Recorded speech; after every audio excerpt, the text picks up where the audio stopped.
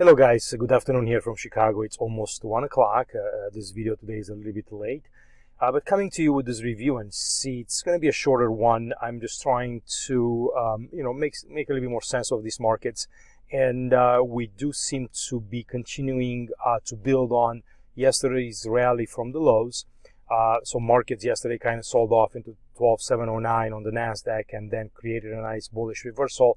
And they're trying to kind of build on that. Now we're still making lower highs, lower lows in here, so it's important that we overtake these highs.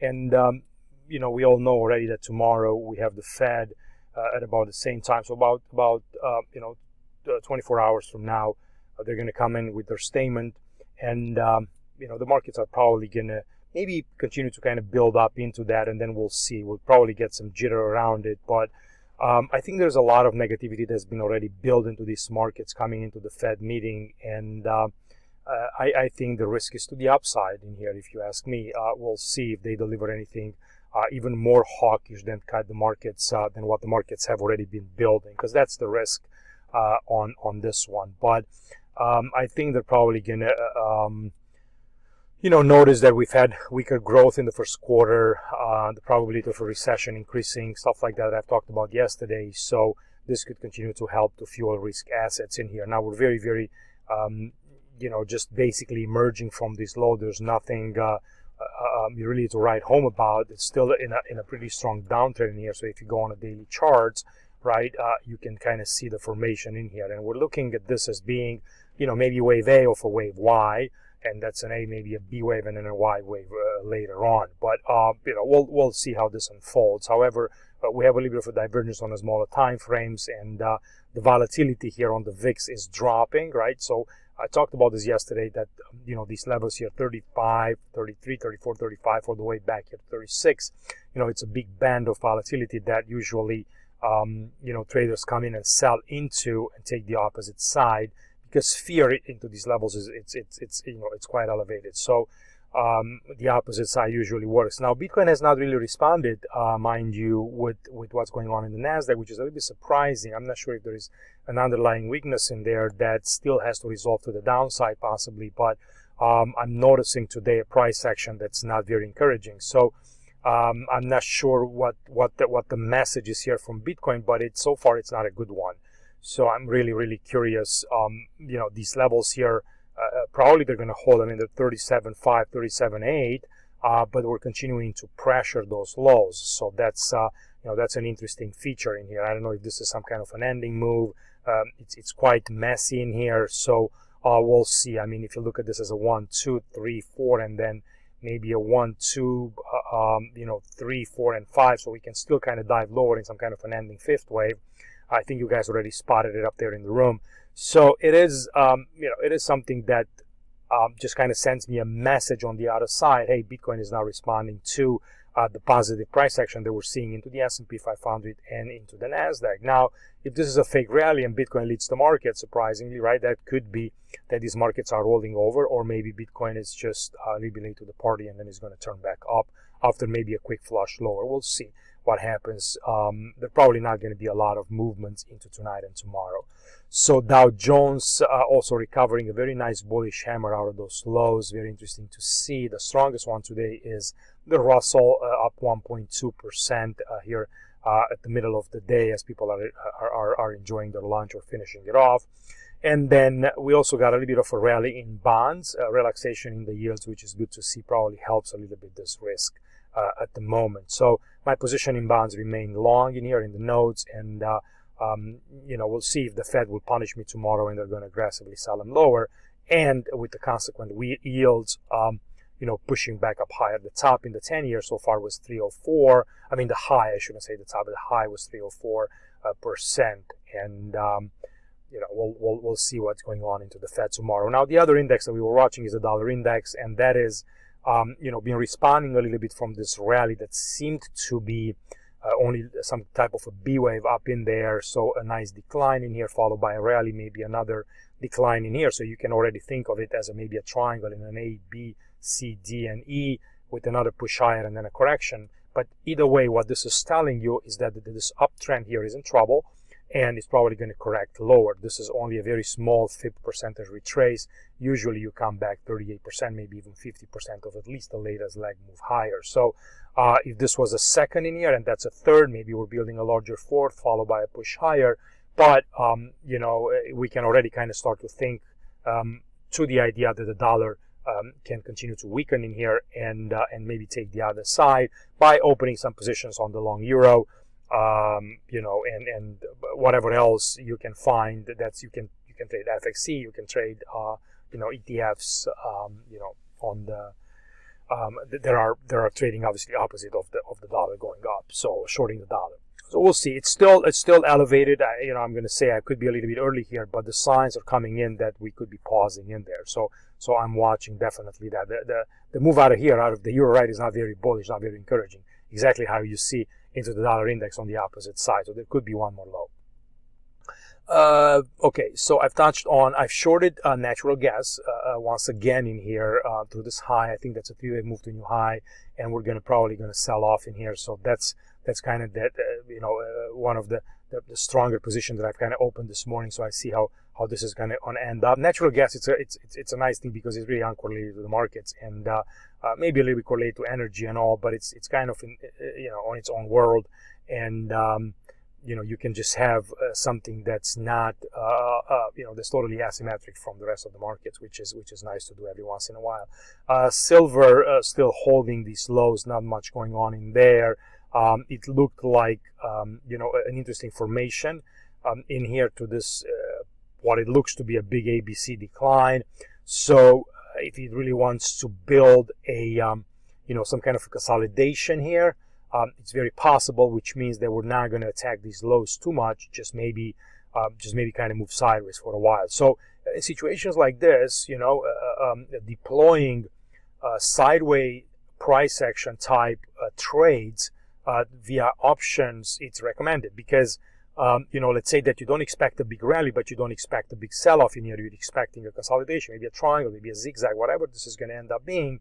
You know, you can pick up some levels, let's say 24 on the upside, and then, I don't know, 20 on the downside or 21.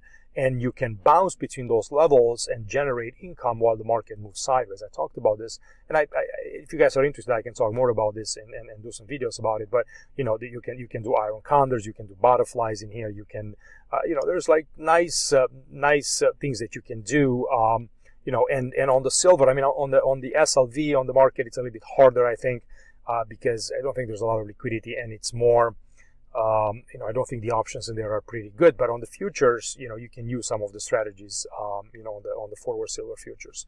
So, you know, just kind of something to watch. Let me see if they have options here. Yeah, they do. So, you can see in here, you know, you can go up to, you know, you can go up to June, July, and you know, they kind of have, you know, plenty of stuff to kind of take a look at back in there. Okay, so, and these are the contracts. So the active contract is the one in July 22. And, you know, you can go out to June in here. And the next one, you know, you can trade options up in July as well. So interesting stuff. All right, let me jump back and see here what's going on in the copper. So copper, you know, had a very interesting reversal yesterday. You know, nice bullish move now with the pullback. So again, another interesting setup after what seems to be a five-wave decline in here, 1, 2, 3, 4, and 5. Maybe the initial phases of a correction up in copper. Not sure how much you guys touch this, but also it's something to definitely kind of keep an eye for a move higher. Something else that I looked at was corn markets, and I wanted to short that. God, I missed it. Yep, it was something that I wanted to kind of get my hands on it, and I got maybe too excited about the dollar and natural gas, and I forgot about the corn market. But here we are in a good short from a new all-time high here, 824, and you know, a nice sell-off in here. So a move like this on the futures market, even on a one contract, you know, can generate I don't know, $7,000-8,000 on a drop like this. All right, let's see. Let's take a look at what else. Oil, it's not doing much, still kind of sideways, so not a big interest in oil at the moment. And then you know, I think that's about it, guys. I don't have anything yet. Let's see, gold. trying to recover here slightly. Let's see how it looks on the dailies. What do you think? I mean, this is pretty beautiful as an ABC, right? Very, very nice, very, very nice pullback. So maybe wait for a little bit of confirmation on the smaller time frames, but it does look like something that I recognize, and I hope you recognize it too. It's a sell-off, it's a pullback, and another sell-off, and you know, we're starting to kind of get a bit of a reaction out of here. So it does seem, and if this is a zigzag in a 1-2, then you know this is about to rip higher. But we have some alternate scenarios there too, where this whole thing could still be, you know, a big larger triangle still. So this is an AB, you know, an AB, and then down C, D, and E. So maybe a much longer decline lower. But if you think that this triangle was completed back here, and that's a wave 1 of this triangle, this is your opportunity to kind of get back into gold with stops below these, somewhere below this ranges here, about 1766.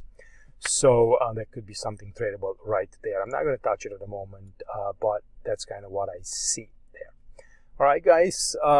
In the altcoin land, I don't have the Motivate platform open, but in the altcoin land, you know, we have some little reversal signs. I mean, I'm looking at ICP, which had a pretty good flush sell-off. I'm looking at Algo. There's a few others that are starting to kind of pique the interest. But let's see what the response is in Bitcoin tomorrow after the Fed, and what the message is, and then you know, there could be some better positioning taken out of there. However, the big story, and we had Paul Tudor Jones this morning on CNBC, and he was you know, not necessarily super negative, but just, I mean, you know, he talked about crypto a little bit and saying that it's still important, and he still has a portfolio allocation to it, and he thinks it's a great development that continues to grow and should get interest. And he was kind of you know, a little bit negative on bonds and stocks at the moment because of the macro environment we're in. So these are big time investors that just kind of, you know, keep an eye on the markets, and you know, when these guys speak, I think it's important to listen. And I think it's all a big fight right now between you know, what's going on with the inflation and what's going on with the growth, and where the Fed finds this balance. And you know, I don't know if we're going to necessarily return to such a level of risk, and you know, let's say you know, speculation, right, on assets with huge returns, like it's been for the past couple of years. Maybe the markets are going to be more tempered here going forward for a while. But a lot of the froth has been taken out of the system, and you know, if anything, I mean, this is the best indicator of everything that's kind of happened so far. Is the ARKK that's been taken down from 160 down to $50 a share. So you know, this is kind of showing you that the market's cleaned up a lot of you know, a lot of the nonsense that has been built into you know, with an easy monetary policy and fiscal stimulus back in here. And basically, all we've done, we've just come back and repriced you know, all of that juice. And it's very hard for me to believe that you're going to return from here and go back up to more juice. This process might take years to unfold, and you know, I don't know, just kind of work itself out. And then, you know, some of the companies that were in this one, you know, some of them will survive, some of them maybe will not, and then, you know, a new phase of growth will begin. And you know, who knows what's going to happen on the monetary policy going forward, but definitely there is good stocks to pick up in this ETF. You know, I am long it as well. I've added some short puts in here for 35 strike, and I'm trying to accumulate a little bit more on it. I'm not necessarily looking for, you know, massive gains, but if you can take this thing from 50 back to 80, I think that's still a pretty good thing. You know, maybe even back towards 100, you know, let's say in some kind of a sharp advance, you know, but taking this thing back to new all-time highs, I think it's going to be a little bit painful. So I don't think that's you know, a reasonable expectation, at least at the moment. So, you know, plenty of pockets in there. I mean, look at Facebook. You know, it's starting to recover better and better, you know, out of here. So this is the low that was up into the earnings, and it's starting to build a little bit of momentum higher. You know, you look at the Roku as well, that had pretty good earnings, and it's starting to kind of, you know, give us a nice, you know, bounce out of these levels. There is plenty of them. There is SOFi, which is, you know, I think they still haven't had earnings. They're coming. Maybe there's going to be a flush in there, and it's a company that I'm looking to, you know, try to accumulate. And I think Vojta was mentioning Coin, which is, you know, trying to kind of push higher, with Bitcoin not really doing the same. So the difference here is that coin has sold off way more than Bitcoin did, and you know, you're probably picking this up here at a nice discount. Definitely from 368 to 111. This is kind of how much this market has been flushed down. Looks like a 5-wave terminal moving here. Maybe you know, one more low into the earnings, but you know, I think there could be some positive returns coming towards the end of the year in coin as well.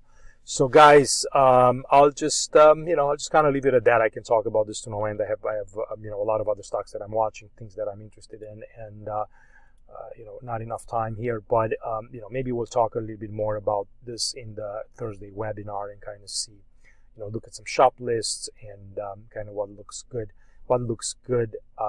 out there. But remember, we're still in a tightening monetary policy environment. It's very important what the Fed is going to do. The market has already priced a bunch of that in. I'm going to repeat this. This is 3%, right? So if the Federal Reserve is going to go up to 3%, the market is already at 3%. So it's all kind of priced in there. So they really have to get way more aggressive for these rates to continue to rise higher. You know, and what are they going to raise to 4% to 5% with the level of debt that we have? I don't know. We'll see. But that's just kind of my 2 cents on that one, guys. I'll leave it at that, and I'll be talking to you later. Let me know your thoughts and comments. Bye bye.